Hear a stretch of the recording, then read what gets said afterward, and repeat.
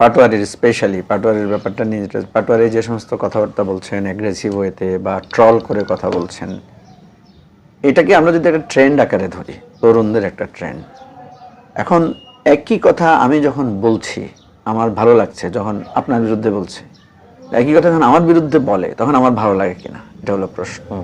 এখানে একটা বিরাট দ্বিমুখিতা আমি দেখি আমাদের পলিটিশিয়ানদের মধ্যে। যে কথাটা রনি ভাই বললেন নীতিগতভাবে একটা কথা, যে পাটোয়ারি তো আমি বলছি যে সে মুখ দিয়ে কথা দিয়ে সে এক ধরনের আক্রমণ করছে। কথার আক্রমণের জবাব তো কথার আক্রমণ দিয়ে হতে হবে, কথার আক্রমণের জবাব তো অস্ত্র দিয়ে, কিন্তু আপনি যখন হাত দিয়ে হবে না। আপনি যখন প্রধানমন্ত্রী তো কখনো পাটোয়ারি বা কাউকে নিয়ে ধরনের কথা বলে নাই, কিন্তু প্রধানমন্ত্রী সম্পর্কে যে ধরনের কথা বলা হচ্ছে, তখন প্রধানমন্ত্রীর কি কথা দিয়ে জবাব দেওয়া উচিত? অবশ্যই। প্রধানমন্ত্রী আমি বলি এটা আপনি শুন, এখানে প্রধানমন্ত্রী আমাদের মতো মানুষ, আমরা তাকে ভোট দিয়ে বানিয়েছি, he is not a Superman. প্রধানমন্ত্রীর এই ধরনের কথাবার্তা বলার জন্য বা উত্তর দেওয়ার জন্য হান্ড্রেডস অফ লোক সরকারিভাবে আমরা তাকে নিয়োগ দিয়েছি। এমনকি প্রধানমন্ত্রীর অনেকগুলো বিষয় আছে, যদি তিনি আরও উদার হতেন, তিনি যদি পাটোয়ারিকে ডেকে বলতেন যে বাবা তুমি এই কথাগুলো কেন বলো, তার ছেলের বয়সী, কেন এই কথাগুলো বলো, এগুলো 1 মিনিটে সলভ হয়ে যেত, 1 মিনিটে সলভ হয়ে যেত।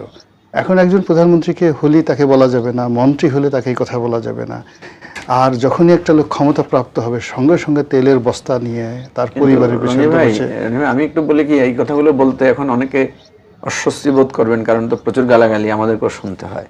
আমরা তো প্রধানমন্ত্রীর বিরুদ্ধে বহু কঠিন কঠিন স্লোগান আগেও দিয়েছি। আমি ছোট 81 সালের নির্বাচন আমার এখনো স্মৃতিতে মনে আছে, তখন তো ছোট, আমরা স্কুলে পড়ি।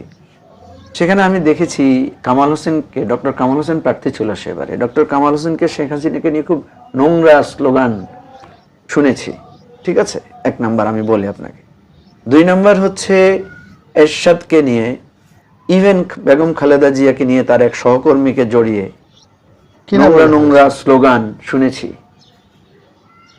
ঠিক আছে, খুনি হাসিনার গদিতে আগুন জ্বালাও একসাথে, খালেদা জিয়ার গালে গালে জুতা মারো তালে তালে, এই ধরনের স্লোগান তো 90-এর পরবর্তী 2000 দশকে হয়েছে। পার্লামেন্টে, মঞ্জু ভাই একটা মিনিট করেন, পার্লামেন্টে শেখ হাসিনা উপস্থিত, সৈয়দ আসিফ আশরাফি পাপিয়া দাঁড়াই বলল এই প্রধানমন্ত্রীর সঙ্গে শেখ হাসিনার সঙ্গে তার বিআই মোশাররফ সাহেবের পরকীয়া প্রেম আছে, পার্লামেন্টের রেকর্ডে।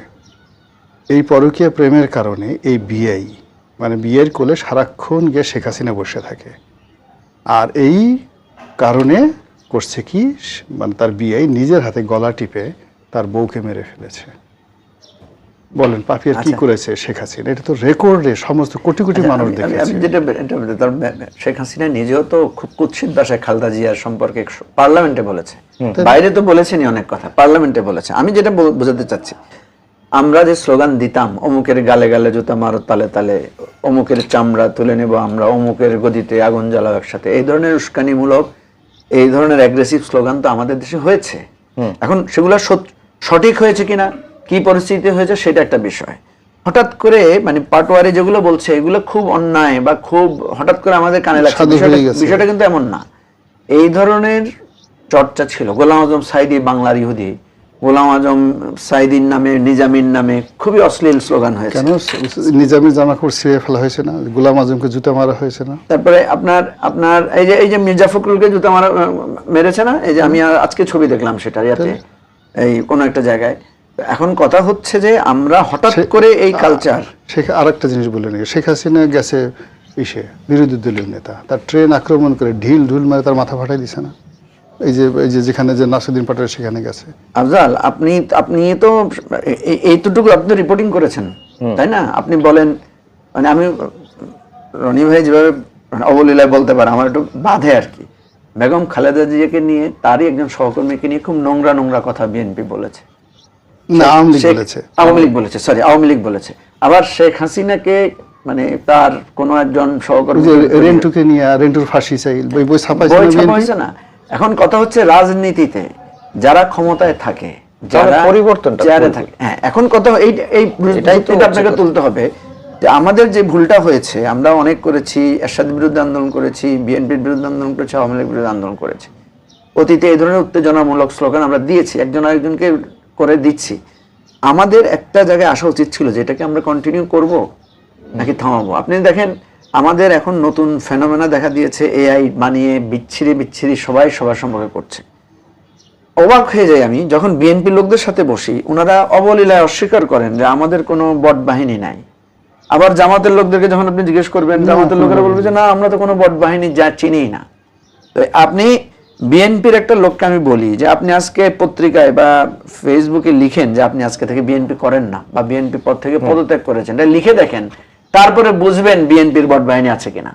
ঠিক তেমনি ভাবে জামাতের কোন নেতা আজকে একটা ফেসবুকে লিখে বলুক যে আমি আজকে থেকে জামাত ইসলামী করি না, জামাত করে আমি ভুল করছি, লিখে দেখুক, মানে পরীক্ষামূলক ভাবে, তখন বুঝবে জামাতের বট বাহিনী কি জিনিস, আক্রমণ কি জিনিস।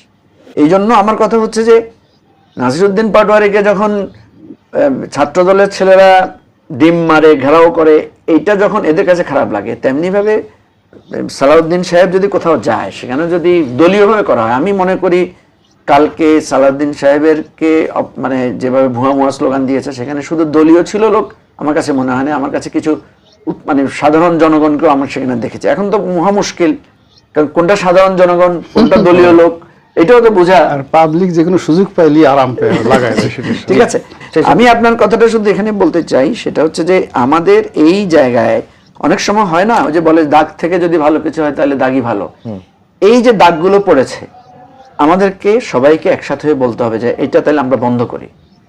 জামাতকে বলতে হবে যে আমাদেরকে অন্যরা যত গালাগালি করুক আমরা করব না। বিএনপিকে বলতে হবে তারেক রহমান সম্পর্কে আরো নোংরা আরো বাজে কথা বলুক, অসুবিধা নাই, আমরা ধৈর্য ধরবো, আমরা বলবো না। এইরকম একটা মানে বাইলেটারাল এগ্রিমেন্টে সেলফ একটা মানে এটাকে কি বলে, মানে মানসিকভাবে প্রস্তুতি না নিলে এটা থামানো যাবে না। জি রনি ভাই।